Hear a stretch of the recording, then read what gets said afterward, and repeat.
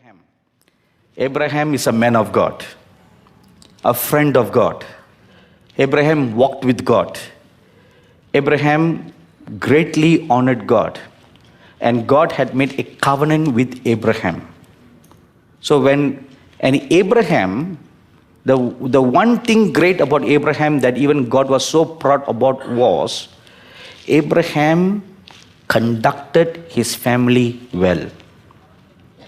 Not only Abraham walked with God, he made sure that all his children walked with God. That's the thing. This is where we need to learn a lesson from the life of Abraham. In some or most families, the father may be godly, mother godly, but the children are ungodly.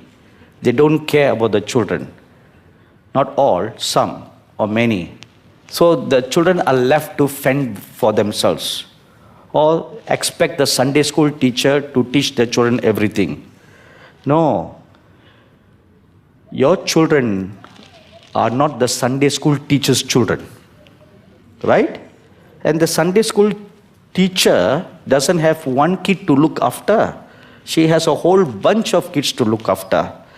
And the Sunday school teacher, even though they are called, they are like a pastor, they have to look after so many.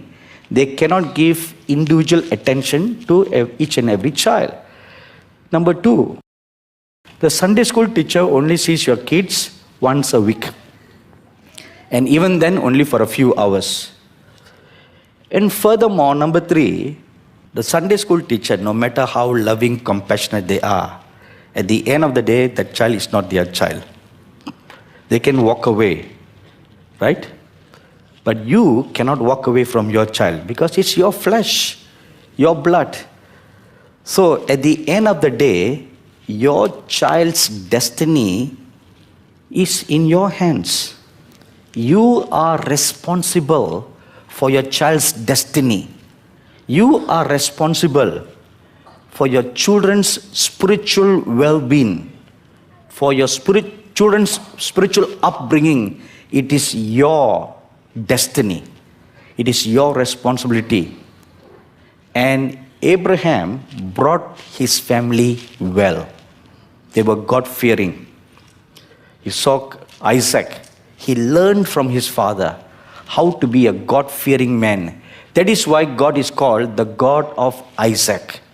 Because Isaac learned from his father. And then Jacob inherited that heritage from the family line. That's why God is also called the God of Jacob. God of Abraham, God of Isaac, God of Jacob. So he passed down 3 generations. Just like Timothy. His grandmother was a woman of faith. His mother was a woman of faith. And now come Timothy, a man of faith. 3 generations. So it's possible, or it is required, that you too bring up your children in that way. There is a godly grandmother in the family. It's your duty to make sure your children and your grandchildren all walk in the ways of God. Doesn't matter, oh, it's not my children, no, my children's children. It's their responsibility. No, it's your responsibility. You make sure they all walk in the ways of God. So, Abraham taught his children the true living God.